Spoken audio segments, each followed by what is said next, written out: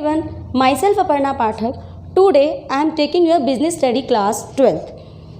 तो business study 12th class में 2 parts में डिवाइड है.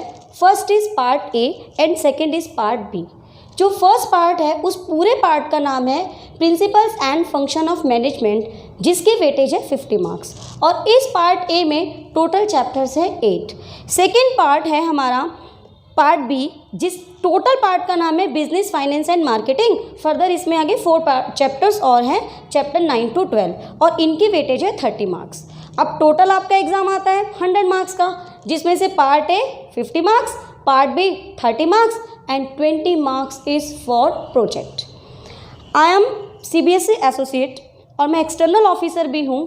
तो मैं आपको बताऊँगी कि आपको किस चैप्टर में से प्रोजेक्ट प्रिपेयर करना है ताकि आप 20 में से 20 मार्क्स ले सकें. और आपको पेपर में ऐसा कौन सा कंटेंट लिखना है, मैं आपको वो सारे कीवर्ड्स दूंगी जिससे आप केस स्टडी सॉल्व कर पाएंगे और 80 में से 80 मार्क्स ले सकेंगे. ठीक है, तो आज हम डिस्कस करेंगे पार्ट ए का सेकेंड चैप्टर, जिसका नाम है प्रिंसिपल्स ऑफ मैनेजमेंट. इस चैप्टर को डिस्कस करने से पहले मैं आप सबको बता दूं कि व्हाट इज़ मैनेजमेंट, क्योंकि चैप्टर का नाम क्या है, प्रिंसिपल्स ऑफ मैनेजमेंट. तो प्रिंसिपल्स क्या होते हैं, कैसे बने, किसने बनाए, ये बताऊंगी. और मैनेजमेंट क्या है इसको एक्सप्लेन करूंगी. तो what is management. Management is the process. जो मैनेजमेंट है वो हमारा एक प्रोसेस है. अब मैनेजमेंट प्रोसेस क्यों है. मैनेजमेंट प्रोसेस इसलिए है because a manager perform it's all function. अब वो फंक्शन कौन से हैं वो भी बताऊंगी. All functions in a particular sequence. कि जो मैनेजर है वो अपने सारे फंक्शंस को एक पर्टिकुलर सीक्वेंस में यूज़ करता है, परफॉर्म करता है, इसीलिए मैनेजमेंट एक प्रोसेस है. अब वो फंक्शन कौन कौन से हैं, बुक का नाम क्या था, पार्ट ए का principles and function of management. तो इस पार्ट ए में जो आपका 4 चैप्टर, 5 चैप्टर, 6 चैप्टर, मतलब planning, organising, staffing, directing and controlling, इन सारे फंक्शंस को यूज़ करके काम करता है. किस तरीके से, ताकि वो जिस भी फॉर्मल ऑर्गेनाइजेशन के साथ एसोसिएट है. फॉर्मल ऑर्गेनाइजेशन का मतलब इधर एक इंटेंशनली जो हम ऑर्गेनाइजेशन क्रिएट करते हैं, चाहे वो स्कूल हो, हॉस्पिटल हो, या कोई ऑफिस हो, या कोई कंपनी हो, वो सारी ऑर्गेनाइजेशन को हम फॉर्मली ऑर्गेनाइज ग्रुप कहते हैं. इन सारे फंक्शंस को परफॉर्म करता है फॉर्मल ऑर्गेनाइजेशन ग्रुप में. और किस तरीके से परफॉर्म करता है, ताकि उसके यहाँ जितने भी पर्सन काम कर रहे हैं वो उन सब से काम निकलवा सके. एक्चुअल में मैनेजमेंट होता क्या है, मैनेजमेंट वो सारे काम होते हैं जो ए मैनेजर करता है. Management is what a manager does. जो मैनेजर काम करता है वो सब चीज़ों को हम मैनेजमेंट कहते हैं. और वो फंक्शन, जो भी काम जिनको मैं फंक्शंस कह रही हूँ, वो फंक्शन ये 5 हैं जिनको वो परफॉर्म करता है. अच्छा, कुछ बच्चे ना मैनेजमेंट को घर से भी रिलेट कर लेते हैं. आई एग्री कि मैनेजमेंट हम घर में भी करते हैं, फादर मदर सब चीज़ें मैनेज करके चलते हैं, बट हम उस मैनेजमेंट को इस मैनेजमेंट से थोड़ा सा डिफ्रेंशिएट करते हैं. क्यों करते हैं, क्योंकि इस के अकॉर्डिंग जो मैनेजर फंक्शन परफॉर्म करता है वो एक पर्टिकुलर सीक्वेंस में करता है, तभी हमने मैनेजमेंट को प्रोसेस कहा. बट घर में ये सीक्वेंस नहीं होती, इसलिए ये इस डेफिनेशन के अंदर जो फॉर्मली ऑर्गेनाइज ग्रुप है हमने ऐड किया, क्योंकि जो घर है वो हमारा इनफॉर्मल ऑर्गेनाइजेशन है, इनफॉर्मल ऑर्गेनाइज ग्रुप है. अब आप समझते हो ना फॉर्मल और इनफॉर्मल क्या डिफरेंस है. फॉर्मल जो इंटेंशनली क्रिएट करते हैं, जैसे हमने कोई कंपनी बना ली, कोई फर्म बना ली, कोई स्कूल चला लिया, और इनफॉर्मल जो हमारा घर होता है.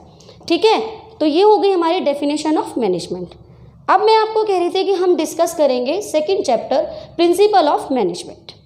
तो व्हाट इज़ द प्रिंसिपल, पहले इसको समझेंगे, फिर ये प्रिंसिपल्स कैसे बने, क्यों बने, किस हालात में बने, किसने बनाए, ये सब हम सुनेंगे.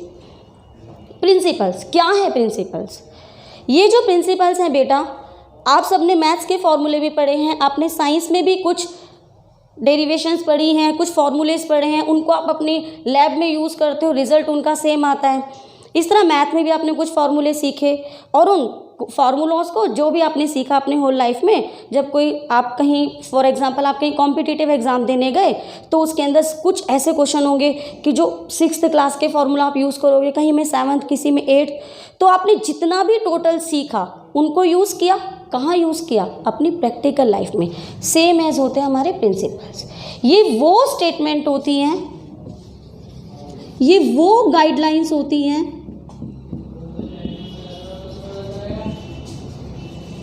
ये वो फंडामेंटल ट्रूथ होते हैं जो मैनेजमेंट की हेल्प करते हैं डिसीजन मेकिंग में। जैसे मैथ्स के फॉर्मूलाज ने आपकी हेल्प की how to sort out question, उसी तरीके से जो प्रिंसिपल्स हैं ये मैनेजमेंट की हेल्प करते हैं फॉर डिसीजन मेकिंग। अब वो डिसीजन कौन कौन से होते हैं? जो भी उसको ऑर्गेनाइजेशन को मैनेज करने के लिए लेने हैं, ठीक है। वो डिसीजंस ये भी हो सकते हैं कि how to plan, how to organise, how to staffing, how to directing और हाउ टू कंट्रोलिंग। या जितने भी ऑर्गेनाइजेशन में लोग काम कर रहे हैं, मैं ऐसा क्या करूं कि जिससे ये सारी ऑर्गेनाइजेशन के लोग मिलकर किसकी तरफ जाएं? उस गोल की तरफ जो गोल है हमारा ऑर्गेनाइजेशन का गोल। अच्छा बेटा थोड़ा और बैक चलते हैं। आप सबको पता है कि ऑर्गेनाइजेशन में 2 लोग होते हैं, एक एम्प्लॉय और एक एम्प्लॉय, ठीक है। ऑर्गेनाइजेशन में कितने लोग होते हैं? ऑर्गेनाइजेशन ले ली मैंने ये, इसमें 2 ग्रुप काम करते हैं, एक होता है हमारा ऑनर और एक होता है हमारा एम्प्लॉयज़,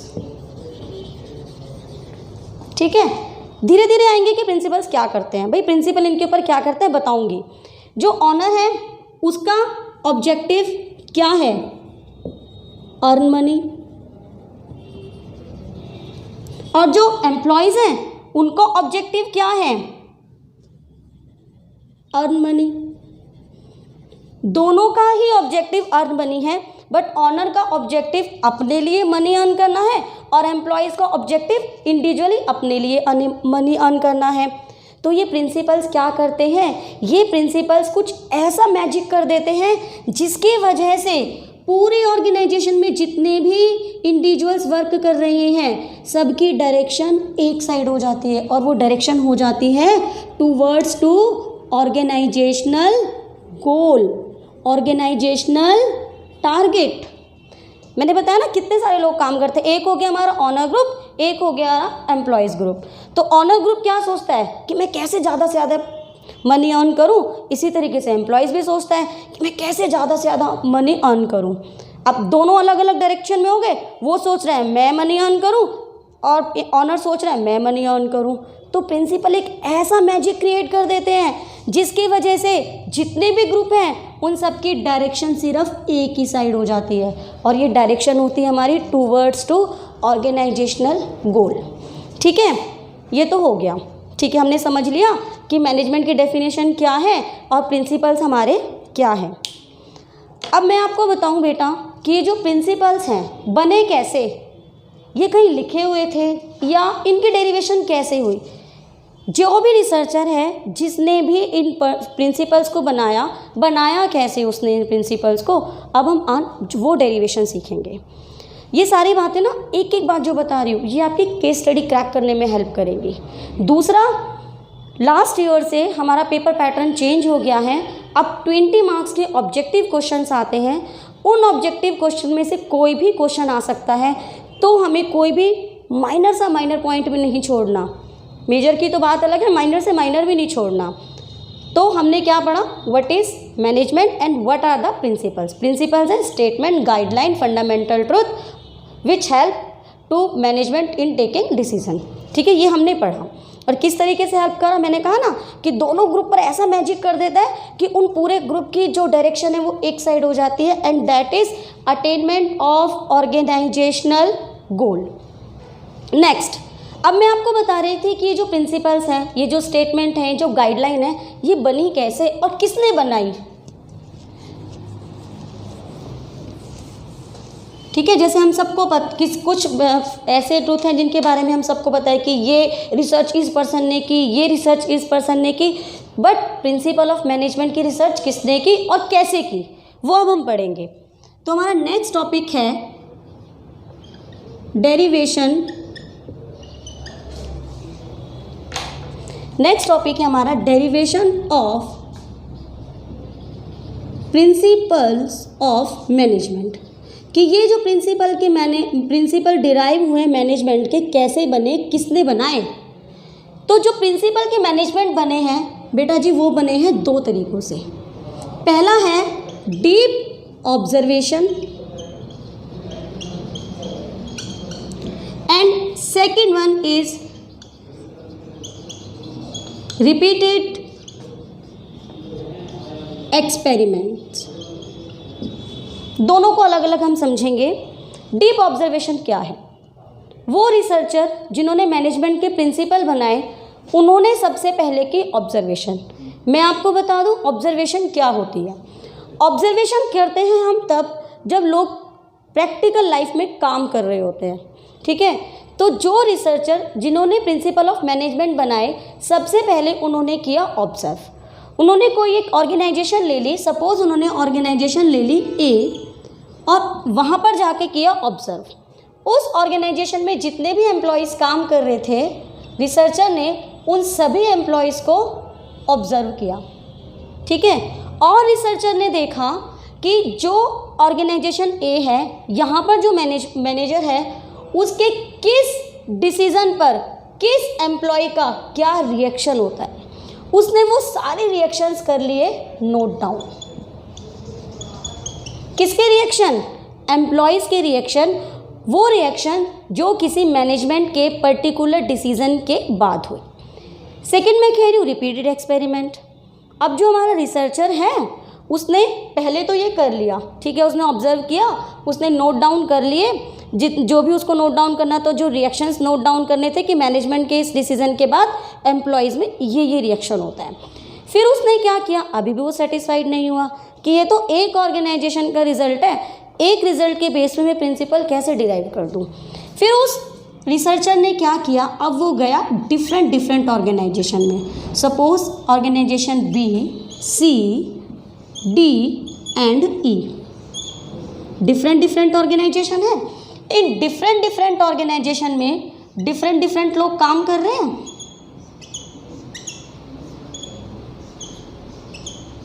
ठीक है। अब रिसर्चर ने क्या किया, अब उसने वो सारे पॉइंट्स जो उसने डीप ऑब्जर्वेशन में नोट डाउन किए थे उसने उन पॉइंट्स को यहाँ पर किया एक्सपेरिमेंट। उसने देखा कि जो रिएक्शंस वहाँ पर सिर्फ एक ऑर्गेनाइजेशन में होते हैं क्या वही सारे रिएक्शन इन सभी ऑर्गेनाइजेशन में होते हैं। फिर जो भी रिसर्चर है उसने वो सारे रिएक्शंस जो सारी ऑर्गेनाइजेशंस में कॉमन थे उनको ले लिया, ठीक है। अब इन जो कॉमन हमारे रिएक्शंस हैं इन्हीं रिएक्शंस को हमने नाम दे दिया, जो हमारे कॉमन रिएक्शंस हैं या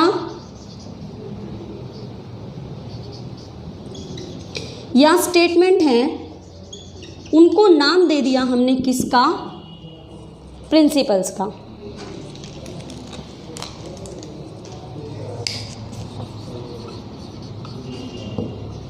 जो कॉमन रिएक्शन है या स्टेटमेंट है उनको हमने नाम दे दिया प्रिंसिपल्स का। इसीलिए मैंने आपको डेफिनेशन में कहा कि प्रिंसिपल्स आर द स्टेटमेंट, ठीक है, guidelines, fundamental truth which help the management in taking decision. क्योंकि ये जो स्टेटमेंट है ये ऐसे ही किसी ने नहीं बना दी, उसने बहुत ज़्यादा पहले इसके ऊपर एक्सपेरिमेंट किया, ऑब्जर्व किया, फिर उन ऑब्जर्वेशन को हर ऑर्गेनाइजेशन में जाके रिपीट किया, देखा कि कौन से ऐसे रिएक्शन है जो सेम है। इसका मतलब मैनेजमेंट के इस डिसीजन से लगभग सभी ऑर्गेनाइजेशन में ये रिएक्शन होगा, उन सबको उन्होंने कॉमन निकाल लिया और यही कॉमन रिएक्शंस को उसने स्टेटमेंट दे दिया। यही स्टेटमेंट है हमारे प्रिंसिपल्स, ठीक है। अभी मैं आपको बता रही थी, मैं आपको उस पर्सन का नाम बताऊंगी जिन्होंने प्रिंसिपल्स बनाए। उस पर्सन का नाम है, एक्चुअली उससे पहले मैं एक बात और बता दूं, जो हमारे प्रिंसिपल्स हैं वो हमारे 2 टाइप्स के हैं। एक है हमारे जनरल प्रिंसिपल, एक है हमारे साइंटिफिक प्रिंसिपल।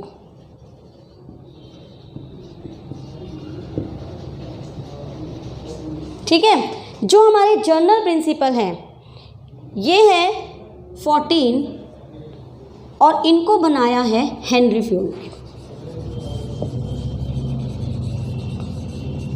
क्रिएट, ठीक है, जनरल प्रिंसिपल आर 14 और इनको क्रिएट किया है, इनको बनाया है हेनरी फ्यूल ने।